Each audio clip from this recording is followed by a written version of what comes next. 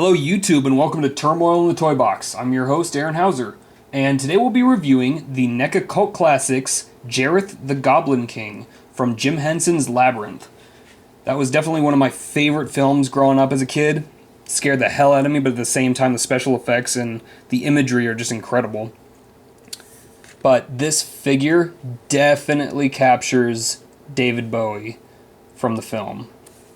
It's very well sculpted. It's a very good sized piece. Kind of give you a spin around here. Everything from the detailing on his cape, which is actually one fairly good sized chunk of plastic here to kind of give it that windblown look from when he arrives in Sarah's room for the first time.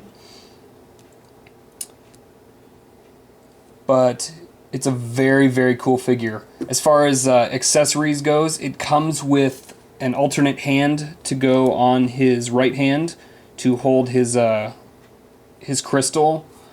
Kind of show you what that looks like here. I also have the 7-inch release.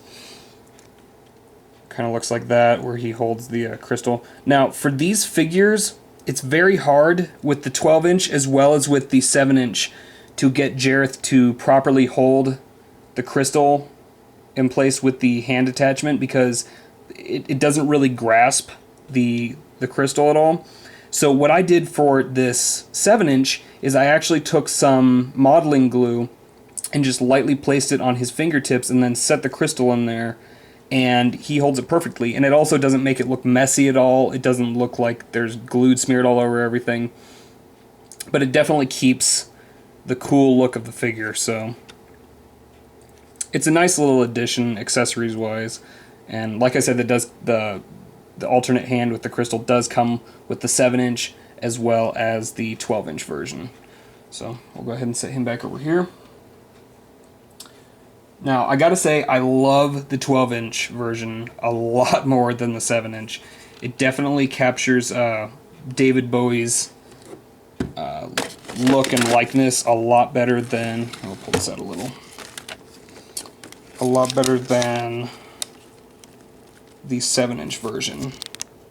The face sculpt on this is really well done.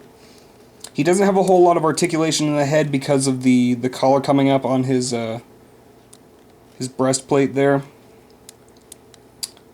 but his face just looks incredible. They got the eyes, the two different colors, which works perfectly. As far as articulation goes, it's kind of hard to pose him with the cape on, but you can actually remove the cape, which I'll show you. It detaches like this, and it has two pegs that actually connect into the back of the figure right here. Now, this cape actually doubles as a stand for the figure, because the figure on its own kind of leans a bit, so it's kind of hard to get him to stay just right. But this solid piece for the cape definitely works to keep him balanced a lot better. So we'll keep that off for now, just to show you the articulation. Excuse me. He's got a ball joint in his shoulder.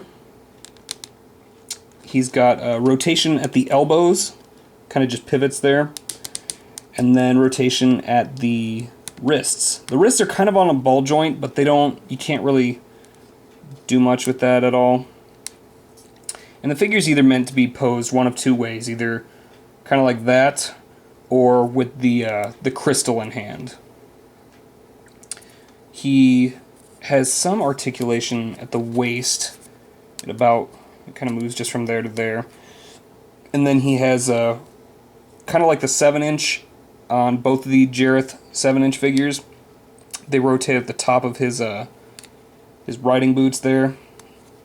This 12-inch actually has something interesting on it. It has foot pegs that you could actually put either a McFarlane or well, I think McFarlane sold the only stands that you could really use with NECA figures, but you could actually stick a figure stand in the base of his boots to kind of help him stand up straight, which I thought was an interesting little touch.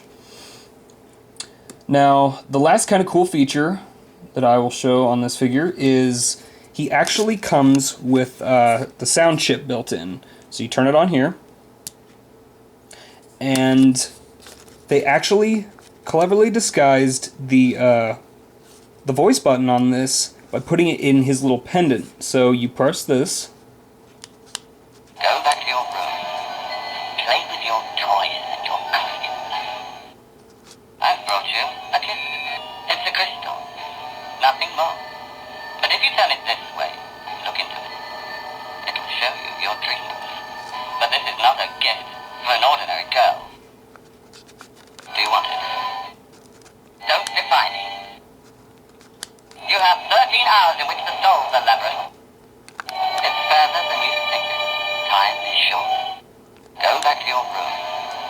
Play with your toys and your costumes. So yeah, that's kind of the extent of the sound clips there. You can tell that the sound chunks are pulled straight from the film. You can kind of hear some of the background hum when they play, but for some reason the voice pitch seems a lot higher than normal, so it seems kind of silly. But you know, if you're the average collector getting this for a display piece, I can guarantee you probably won't be using the sound as much, so you know, it's not that big of a deal. But overall, this is a fantastic figure. Put this cape back on him here. Plugs in like that. Very cool figure. It's very hard to find these days. I actually got kind of lucky, and a company out of California called Superhero Toys, who I buy with frequently, they got in like 3 of these guys, and they were selling them really cheap for like it was about like $69 for just one. So if you can find these on eBay or Amazon, they're definitely worth whatever the price. I mean, I probably wouldn't pay more than, you know, like $150 for this guy, but if you're a big David Bowie or Jim Henson fan, this is definitely a must-have, especially since this is from one of, you know, NECA's original release lines, and it's just such a fantastic display piece with the detail and everything, and it's just very beautifully done. So that is about all I have for you. If you have any further questions, just leave a remark on the YouTube page for the video, and I'd be happy to get back to you with any information you need. But that about wraps it up. Check out some of my other reviews, and as always, thanks for watching.